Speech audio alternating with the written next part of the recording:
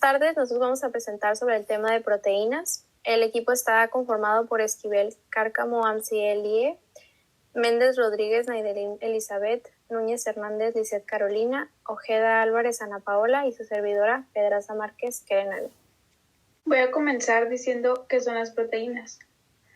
Las proteínas son los principales polímeros estructurales y funcionales en los seres vivos.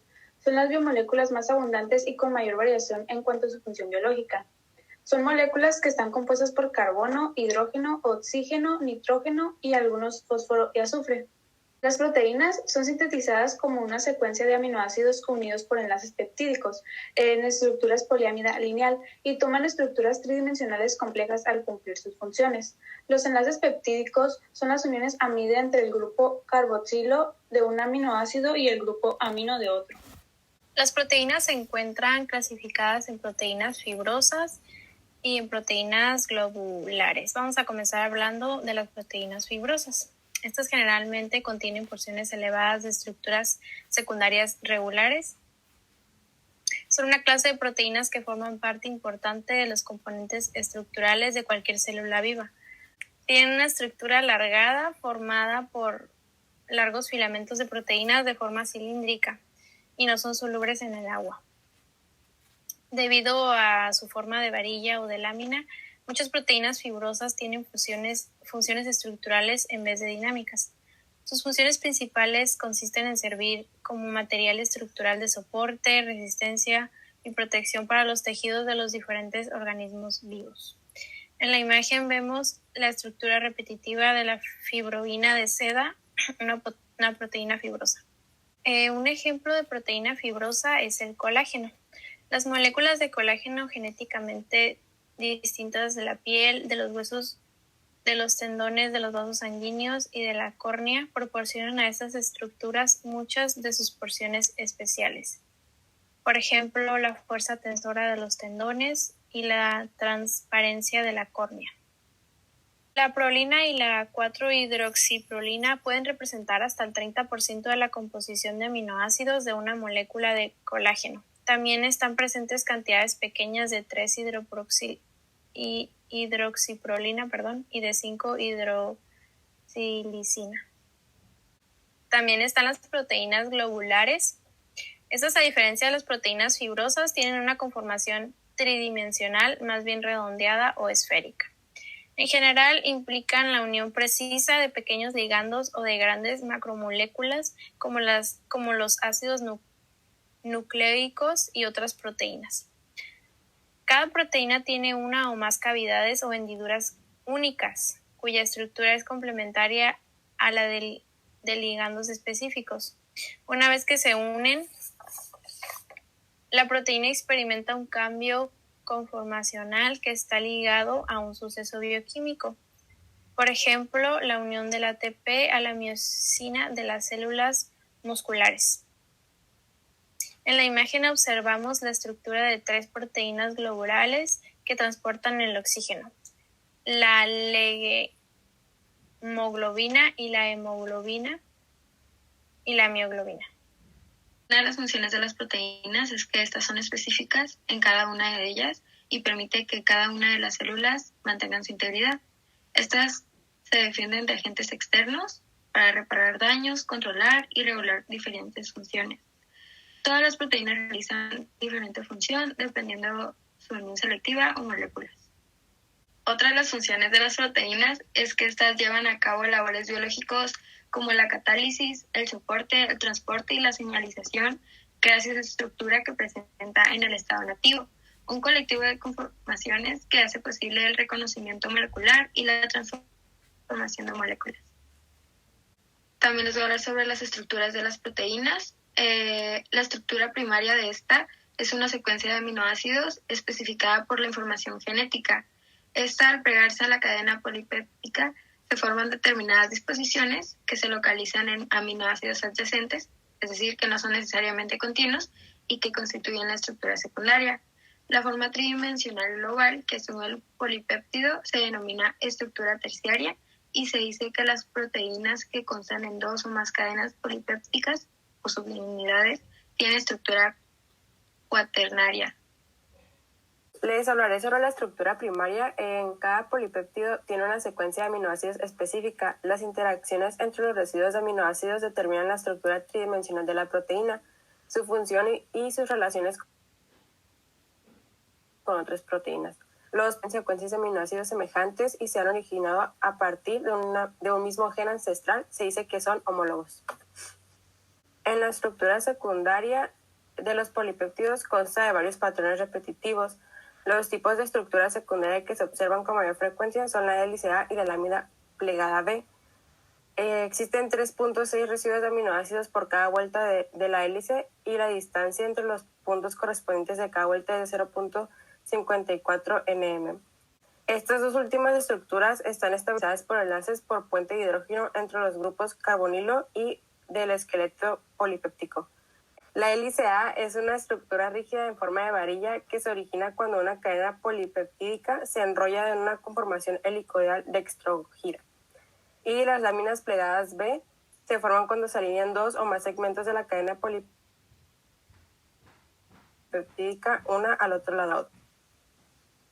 Las características de la estructura terciaria son que muchos polipéptidos se pliegan de tal forma que los residuos de aminoácidos distantes en la estructura primaria quedan cerca, y debido al eficaz empaquetamiento al plegarse la cadena polipéptica, las proteínas globulares son compactas. Las proteínas globulares grandes, es decir, aquellas que contienen más de 200 residuos de aminoácidos, suelen contener varias unidades compactas denominadas dominios. Y los dominios son segmentos independientes en términos estructurales que poseen funciones específicas. La unión de un ion o de una molécula pequeña es un ejemplo de eso. Y la estructura tridimensional central de un dominio se denomina pliegue. La estructura terciaria se estabiliza por las interacciones siguientes. Son las interacciones hidrófobas, que estas, al plegarse a un polipéptido, los grupos R hidrófobos se acercan debido a que son excluidos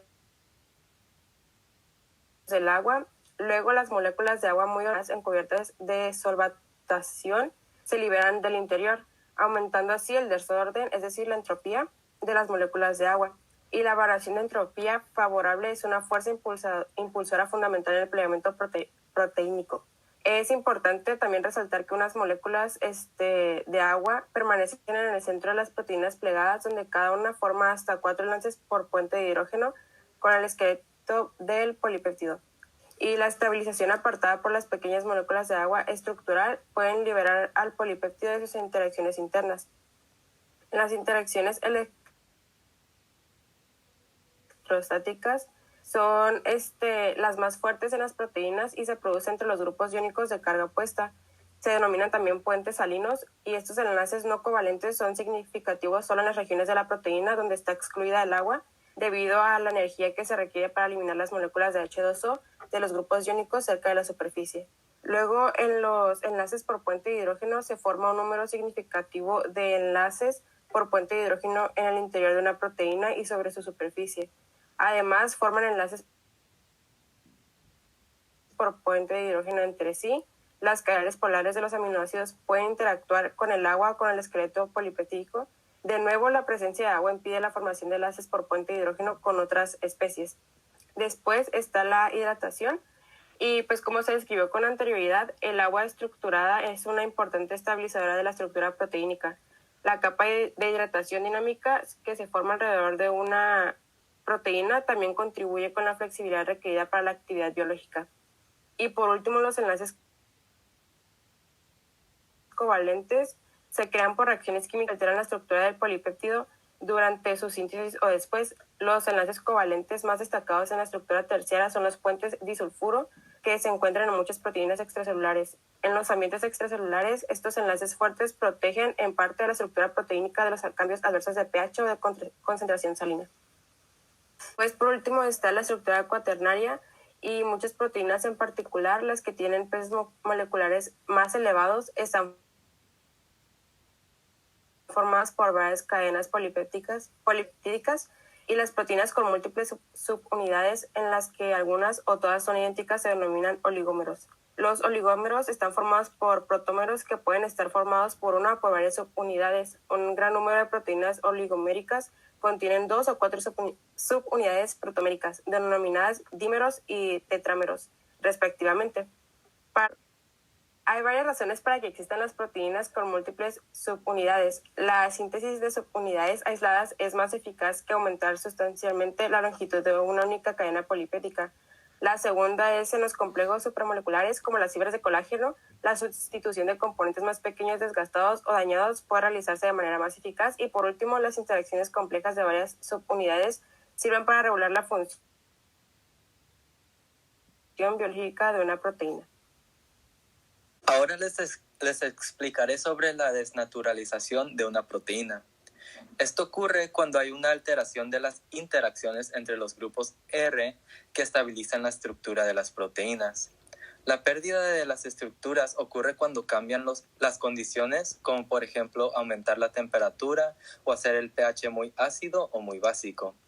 Si el pH cambia, los grupos R básicos y ácidos pierden sus cargas iónicas y no pueden formar puentes salinos, lo que produce un cambio en la forma de la proteína. Con el aumento de la temperatura, el calor desnaturaliza las proteínas al romper los enlaces por puentes de hidrógeno y las interacciones hidrofóbicas entre los grupos R no polares. La desnaturalización también puede ocurrir cuando se agregan ciertos compuestos orgánicos o iones de metales pesados o mediante agitación mecánica. Cuando hay una alteración en las interacciones entre los grupos R de una proteína globular, esta se despliega. Un ejemplo que les pudiera dar sobre esto es cuando cocen espagueti. Cuando lo cocen, se enrolla y se empaqueta, creando una estructura. En sí, lo que hace la desnaturalización es extiende ese espagueti enrollado y quiebra su estructura. Y para resumir, con la pérdida de su estructura tercia, la proteína ya no es biológicamente activa y esto es la desnaturalización.